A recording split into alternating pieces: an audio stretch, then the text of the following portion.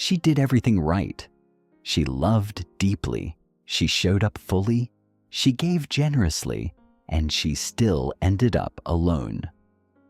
Not the kind of alone that happens to people who push others away. The kind that happens to women who give everything they have and watch the room empty anyway. The relationship she poured years into, gone. The friendships she thought were built on something real dissolved when she needed them most. The family she assumed would always be there, suddenly unavailable, distant or worse, present in body, but completely absent in every way that actually mattered. And the cruelest part? She saw none of it coming. Because she wasn't careless with people, she was careful. She remembered birthdays. She answered the 2 a.m. phone calls. She showed up to things she was exhausted for. Because that's who she was.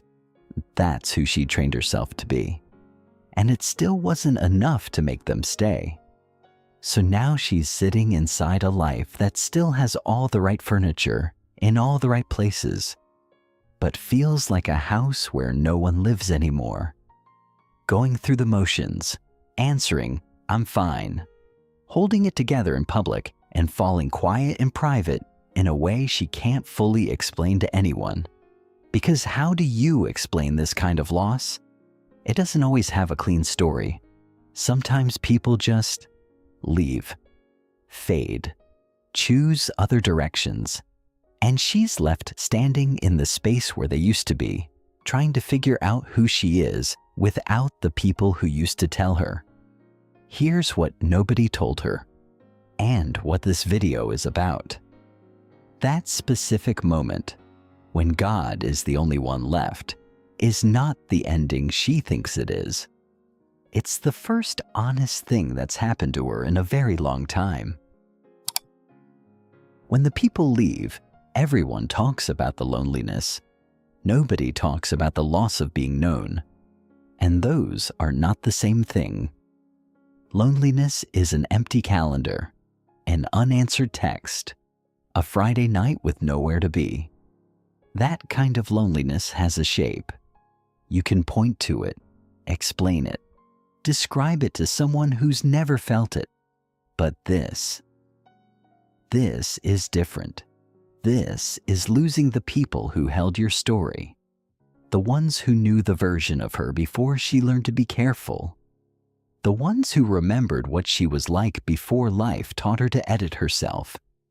The ones who could finish her sentences, not because they were clever, but because they had been paying attention for years. When those people leave, something more than companionship disappears. She loses her witnesses. And without witnesses, a woman starts to question whether any of it was ever real.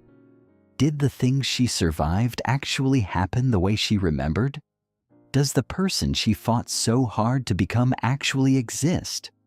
Or was she just a character that lived inside someone else's perception of her? Was she who she thought she was? Or was she simply who they needed her to be? That disorientation is not a sign that something is wrong with her. It's a sign that she was deeply and genuinely connected. And that connection carried more of her identity than she ever realized. And here's where God enters. Not loudly, not with an announcement, but the way He always does, quietly, and with something she didn't know she needed. He has been the only witness to every version of her that no one else saw. The version that existed before the relationships, before the roles, before she learned which parts of herself were safe to show and which to keep hidden. He was there for the moments that happened in private, the ones no one else knows about, the ones she barely remembers herself. He wasn't watching to evaluate. He was watching because He already knew. There's a line in Psalm 139 that lands completely differently once a woman has lost the people who remembered her. You saw me before I was born. Every day of my life was recorded in your book. Psalm 139:16. Not recorded by the friends who eventually moved on. Not preserved in the memory of the partner who left. Not dependent on anyone staying long enough to keep the story alive. Recorded by God. Before she had a name, before she had a story, before a single person had the chance to know her. Which means her story was never actually in their keeping, it was always in His. She was never as real as the people who remembered her. She was never as valuable as the witnesses who stayed. God saw every chapter they missed, and He called it all significant. When all her witnesses disappeared, she didn't lose her story. She just found out who had been holding it all along. And what that means for the woman she's becoming, that's exactly where we're going next. What if the most exhausting thing she ever did wasn't the hard seasons? It was the people she carried through them. Because here's what nobody says out loud about the kind of woman who loves deeply and shows up fully. She doesn't just show up. She holds things together.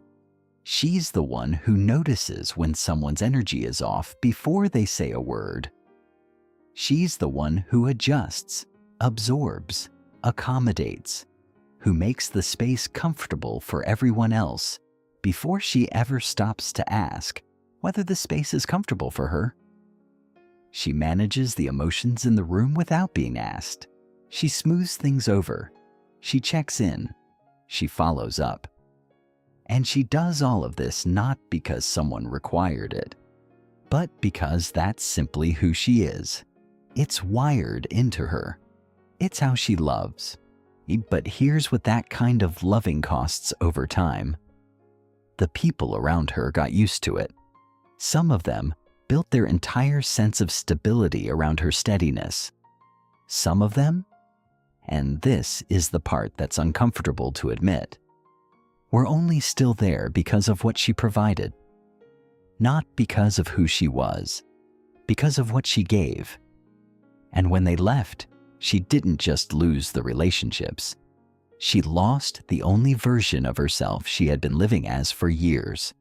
The caretaker, the stabilizer, the one who held it all together. And now the question sitting in the silence is one she doesn't quite know how to answer. Who is she when there's no one left to take care of? What she didn't realize, what she couldn't have seen while the outflow was constant, is that she had been running on empty for a long time. Not because she was weak, not because she did anything wrong, but because she had been giving from a place that was never being replenished. She was pouring out, continuously, and no one, not one person in that room, was pouring back in. God saw that. He saw the depletion she was too busy to acknowledge.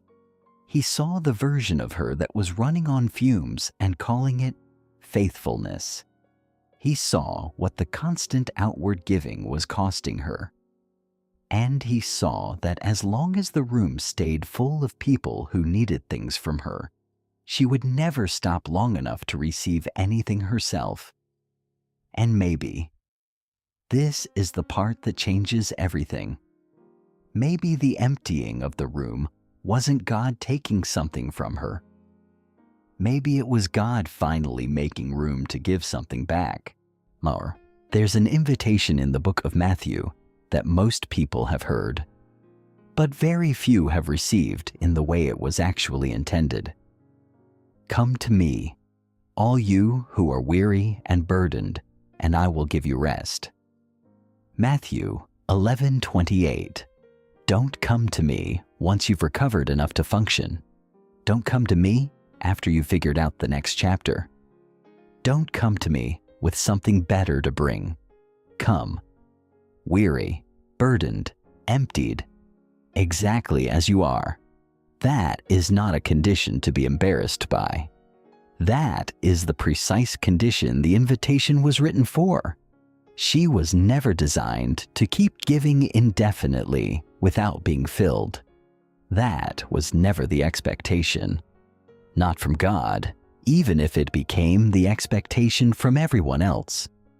And God, who had watched the outflow for longer than anyone, and didn't wait for her to finally collapse before stepping in, he simply cleared the space, quietly, completely, and held it open. She spent years holding everyone else together. God let the room empty so he could finally be the one who held her. And what he's building in that held space, in that quiet, replenishing, no performance required space, is something she's never had the stillness to become before. That's what's waiting for her next. At some point, she stopped being herself in the relationship. The frightening part is, she didn't even notice when it happened. It wasn't a dramatic moment. There was no single decision.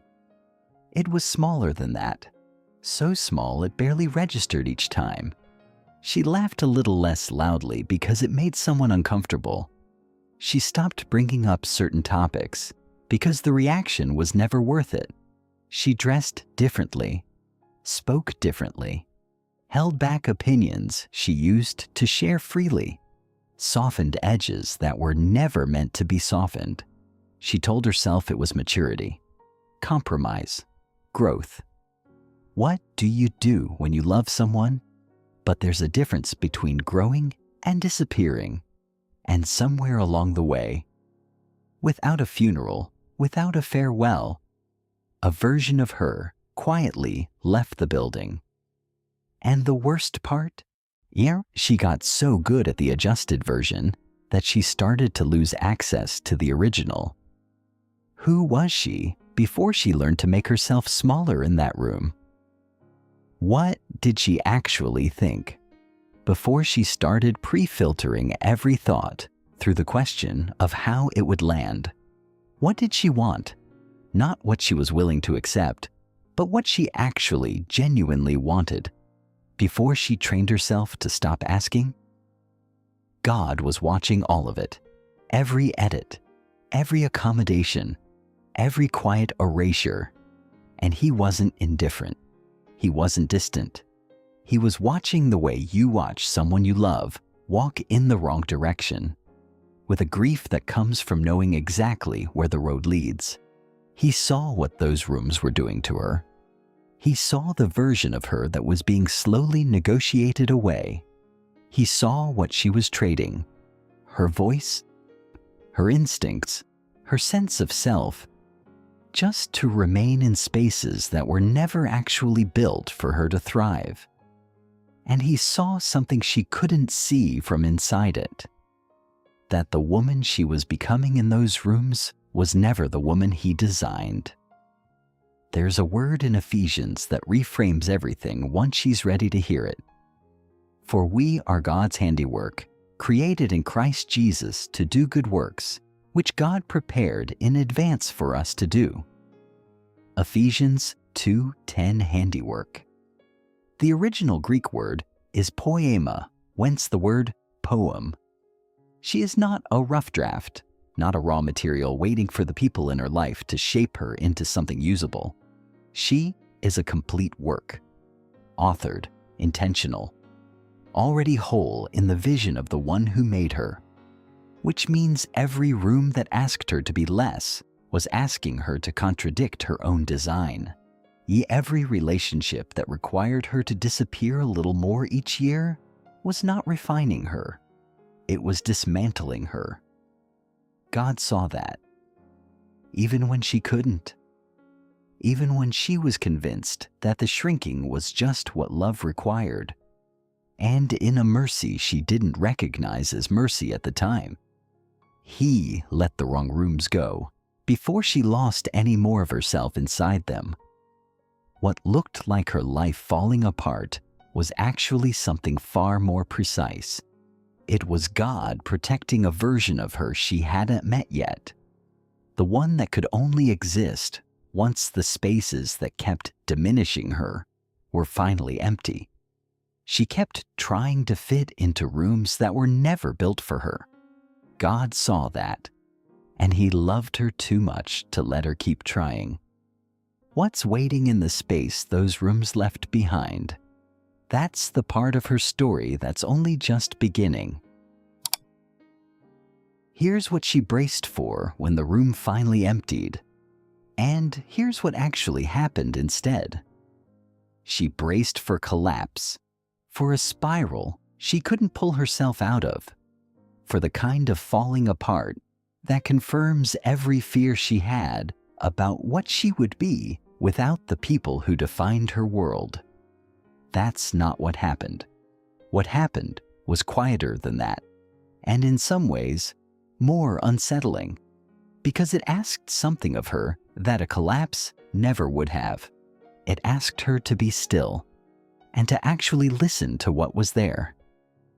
For the first time in longer than she could remember, there was no one else's emotional weather to track, no one to manage, no one to read before she spoke, no one to adjust herself around. Just her and the silence and whatever had been waiting underneath all the noise she had been living inside. And in that silence, she started to hear things she had stopped listening for. Her own thoughts, unfiltered, unedited, not pre-approved for anyone else's comfort. Her own grief, finally allowed to exist without being minimized because someone else in the room needed her to be okay.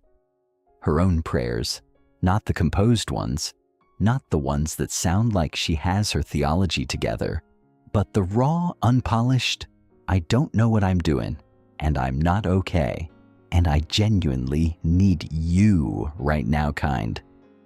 Those are the prayers she had been too busy and too surrounded to pray. And something met her there that she wasn't expecting.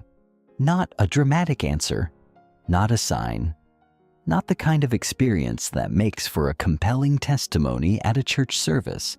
Just presence. Quiet, immediate, completely undemanding presence. The sense of being in a room with someone who already knew everything and needed no explanation. No performance, no managing of perception, no careful construction of how she came across. Just her, known completely and not left. God in the space turned out to be nothing like the God she had kept at a polite distance while the room was full. He wasn't distant. He wasn't waiting for her to arrive with something better to offer. He was already there, had been there the entire time, simply waiting for the noise level to drop enough for her to notice. There's a line in Psalm 145 that she might have read 100 times without it landing the way it does now. The Lord is near to all who call on Him, to all who call on Him in truth. Psalm 145:18. Not near to the ones who call on Him with the right words.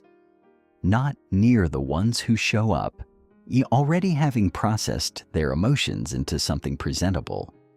Near to all who call on Him in truth. In the truth of the empty room. In the truth of the unanswered questions. In the truth of a woman who has nothing left to bring except the honest, unguarded admission that she needs Him. That is enough. It was always enough. She just never had a quiet enough room to find that out. And the woman who comes out of that season, she is recognizably herself, but fundamentally different in ways she can't fully articulate yet. She's quieter, but she takes up more space, not less. She's softer, but she doesn't bend the way she used to. She's more alone on paper, but she carries less loneliness than she did when the room was full, because she finally knows who has been in it all along. She came into that empty season convinced she had lost everything that mattered, She came out having found the one thing that would never leave. And that changes how she walks into every room from here, which is exactly what we'll close with. She didn't choose this season. Nobody signs up for the emptying. But here's what's true, and what every woman who has walked through something like this eventually comes to understand in her own time, in her own words. The version of her that comes out of the empty season is not the version that went in. Not because loss is good, not because pain is something to celebrate, but because there is a kind of work that God can only do when the room is quiet enough, when there's no performance to maintain, when there's no one left to hold together, when it's just her and him and the truth of who she actually is underneath everything she's been carrying. That work is the most honest work she will ever experience, and it leaves a mark that nothing can take back. She is not behind because the room is smaller now. She is not forgotten because the season is quiet. She is not less because the people who once defined her world are no longer in it. She is, for perhaps the first time, exactly where she needs to be, in the only space where the most permanent kind of becoming actually happens. God saw what this season was for long before she did, and He hasn't looked away once. If any part of this landed somewhere real for you today, you don't have to say much. Just leave one line in the comments. God saw what I couldn't. Not as a declaration, just as something true you finally permitted yourself to say out loud. And if this is the kind of conversation you didn't know you needed, subscribe and stay a while. Share this with the woman in your life who's been quietly holding an empty room together. Every week, this channel exists for exactly this, the hard, honest, sacred work of figuring out what God is doing in the seasons that don't make sense yet. You're not alone in it, and you never were.